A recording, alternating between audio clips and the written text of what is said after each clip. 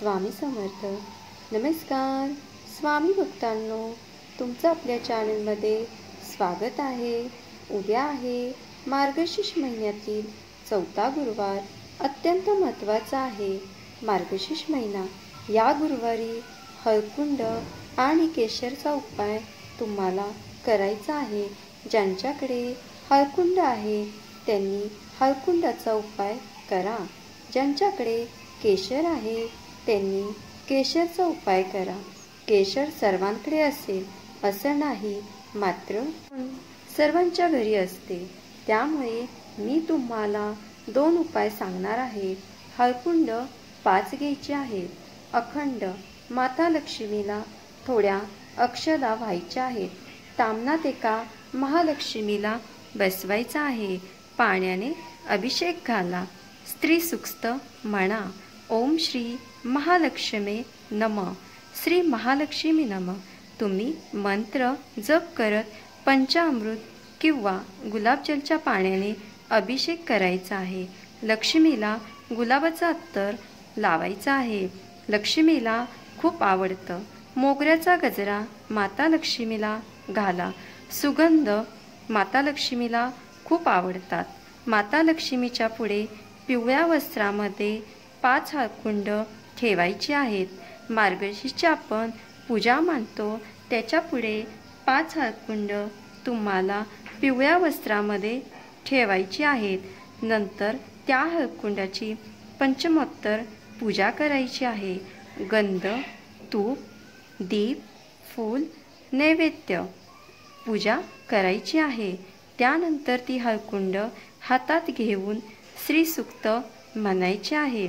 तुम्हाला येत नसेल तर मोबाईलवर लावून एकदा तुम्ही श्री सूक्त ऐकायचे आहे. माता लक्ष्मीला प्रार्थना करा.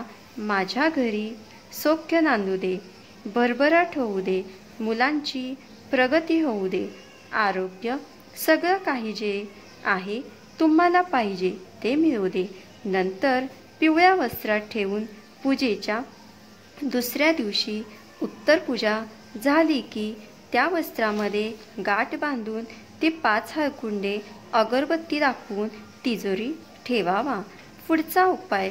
केशरच्या आधी साधारण 2-3 काड्या तुम्हाला घ्यायच्या आहेत आणि दुधामध्ये भिजवून थोडं वाटीमध्ये दूध घेऊन त्यामध्ये केशर भिजवायचं आहे.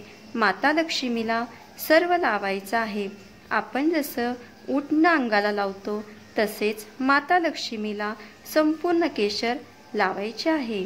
त्यानंतर स्वच्छ पाण्याने लक्ष्मी मातेची मूर्ती धुवून घ्यायची. नंतर लक्ष्मी मातेला केशर आणि दूध घातलेलं त्याचा टिळा लावायचा आहे आणि नंतर आपण स्वतःही लावायचा आहे. घरातल्या व्यक्तींनाही तो टिळा लावा. माता लक्ष्मीची विधियुक्त पूजा करा आणि त्यानंतर डब्बीतले थोडं थोडं केशर लावा. माता लक्ष्मीला वाहा. दिवसभर तसेच ठेवायचे. संध्याकाळी ते केशर खीरमध्ये घालायचे. ते केशर युक्त माते लक्ष्मीला दाखवून तुम्ही सर्वत्र नैवेद्य म्हणून खा.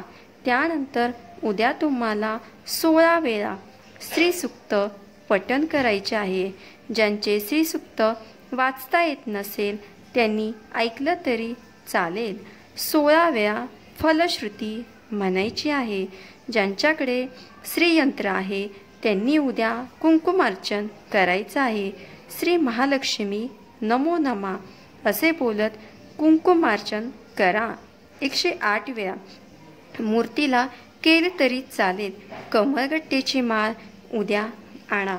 तुमच्याकडे कमळगट्टेची माळ असेल तर ती माळ तुम्ही श्रीयंत्राला घालायची आहे आणि कुंकुमार्चन करायचे आहे. ते ओलसर आहे तिथे ही माळ ठेवू नका. त्यामुळे भुंगा किडा लागण्याची शक्यता असते.